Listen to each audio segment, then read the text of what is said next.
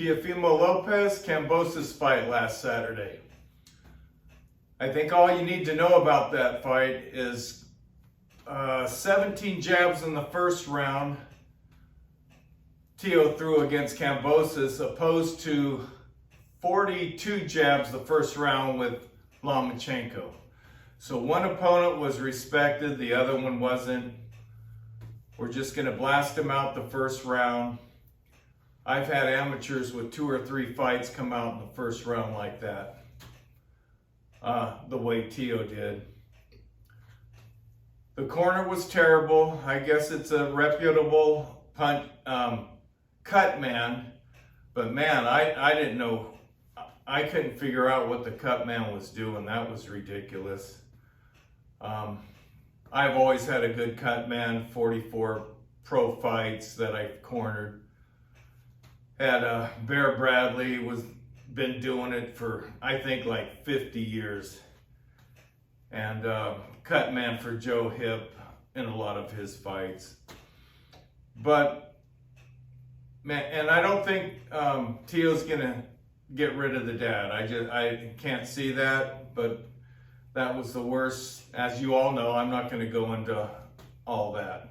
Everybody said it. So to top it off, though, I had to see punch mitts between. I've never seen Teo and the dad do punch mitts. 2 days before the fight, they flashed some of that up there, and oh my gosh, it was one of the worst I've seen. I mean, uppercut. No wonder Teo had a bad elbow. All right, that's all on the dad, but I don't see him getting rid of the dad. Kambosas was playing chess. Teo was playing checkers. I will say that basically Teo was his own coach in there, because everybody acts like he fought the whole fight like the first round, and it kind of takes away from Kambosas, saying he had he fought it all wrong. But he changed it up. Teo knew. He's smart.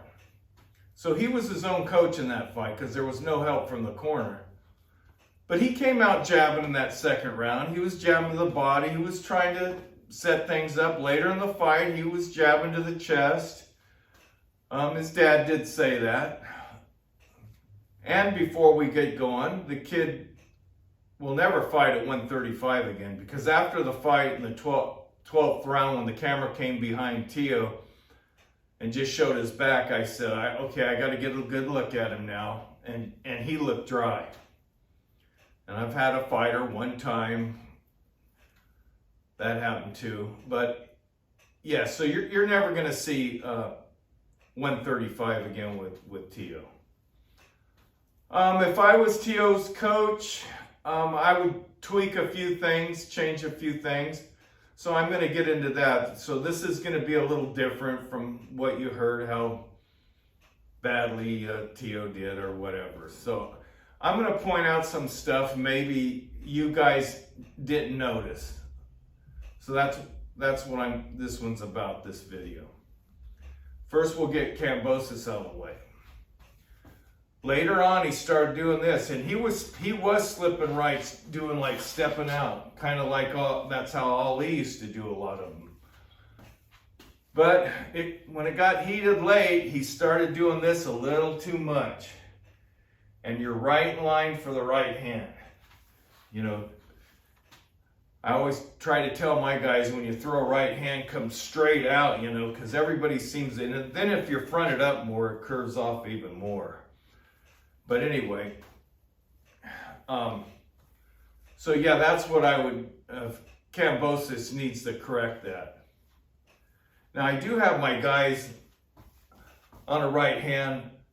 I work on punch mitts with that. I'll throw a right hand and then I'll go with my punch mitts here, so they go down and come up with an uppercut. In other words, when people finish off, a lot of times they're like this. So they're wide open for you go down, boom, come up with the uppercut. So I like my fighters off-centered, and they do this a lot, but but they're looking and they got the hand up. And they can go down and come up with the uppercut, along with a lot of other ways to avoid the right hand, which we're not going to get into. So yeah, now that's Kambosas out of the way. Now Teo, first thing I would correct is his stance. He's too fronted up in his Philly shell, with his chin up in the air, which was mentioned in the fight. I mean, you saw Kambosas. He was sideways. If you see my past videos, that's how I used to teach my guys. Not this fronted up style you see today. And I've mentioned it before. We had other gyms spar with my guys. We used to have a field day because all their guys were fronted up. And my guys were like this, coming right down the middle. And you got the uppercuts funneling right up in there. And Kambosas got a couple good uppercuts on Teo. So I wouldn't have, especially on a Philly shell, Teo thinks he's out of the way if a right hand comes because he's fronted up too much already. And so he thinks this is going to do it. Kambosos was getting, you saw his overhand right in the first round, but he was getting straight right hands on this side of the shoulder. And Teo is kind of got his Philly shell going now and then during the fight. Where Kambosas, he's like this, and when a right hand comes, he can just go, and it ricocheted off a few times. More than a few. And in fact, the announcers thought a 2 and 3 got in from Teo, and they showed, you know how they showed stuff down in slow motion between rounds?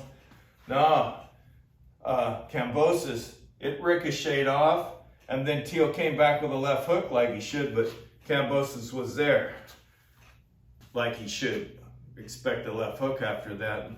Kind of the Philly shell. So Teo needs, if he's going to have this stance with his left hand down, he needs to copy Kambosas a little bit. Another thing with Kambosas being so sideways in the Philly shell, so to speak, he doesn't have to, I saw him throw a right hand, and most of the time when you're in Philly shell and you're in the cross blocking like Fury's not really in a Philly shell, he's just cross blocking stuff. He's got the hand here. So you can't, if you hit a heavy bag, you can't get any power like that. Unless you're really sideways like Kambosos. Then you can. Then you got that turn. The gun's cocked, so to speak. That's why if you see all Teo's knockouts when he's not in the past fights, he's fronted up so much, he always pulls back. He's pretty quick himself. But Kambosos was quicker than Teo. So that's why he pulls back.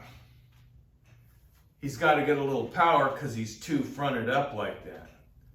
And what's weird, it seemed like in the Lomachenko fight, he was really sideways. Of course, he respected him more, and he did what he was supposed to do in that fight. And Lomachenko knew if he came in, this hand's either come there, and then of course the left hook after. And that's kind of why he stayed back those 6 rounds. But yeah, in this fight, he's just too fronted up. Kambosas like this, he can just boom, throw that right hand. Teo's jab, if you're going to use the low to high jab, Kambosas had a slight variety over him.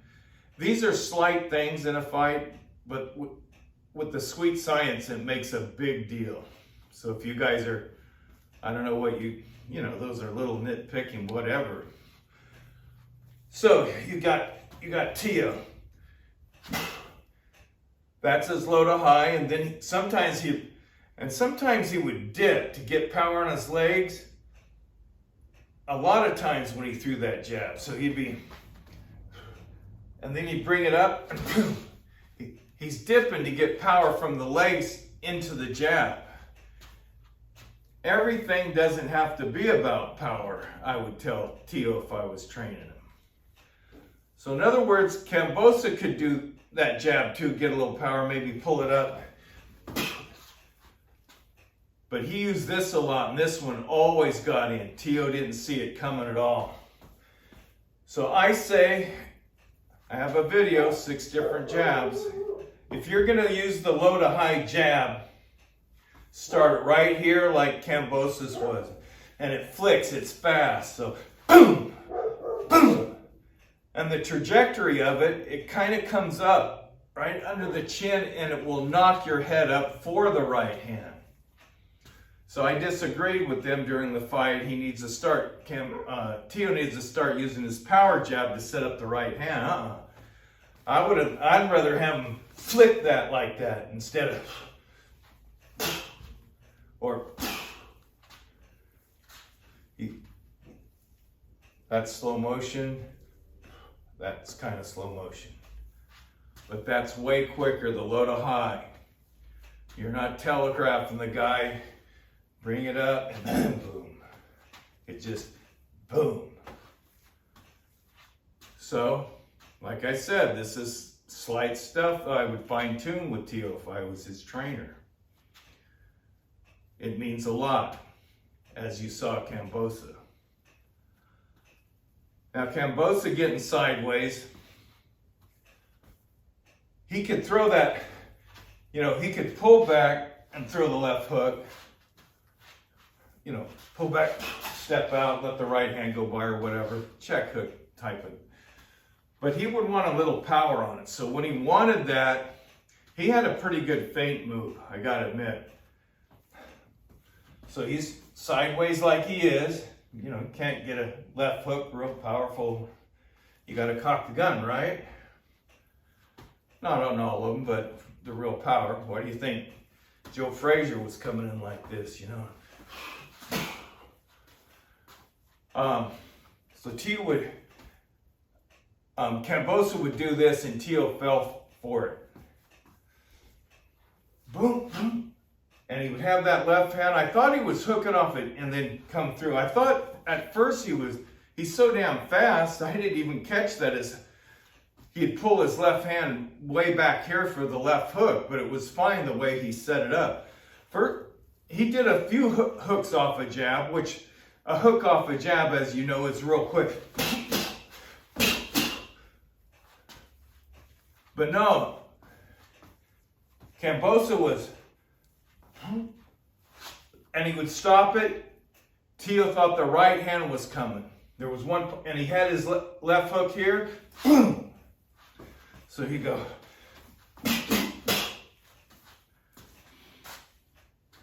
And Teo fell for it, and the left hook got in. So yeah, give Kambosos credit. He had a lot of skill in this fight. Very quick hands and his feet to match.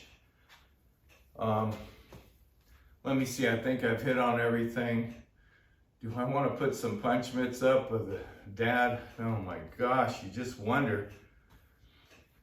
Teo's a great athlete. I mean, you wonder what good a trainer's for if Teo can be champion with a guy like that. But anyway, all right, man. I got Haney this weekend, and of course Tank. Thanks for watching. Till next time, see you later.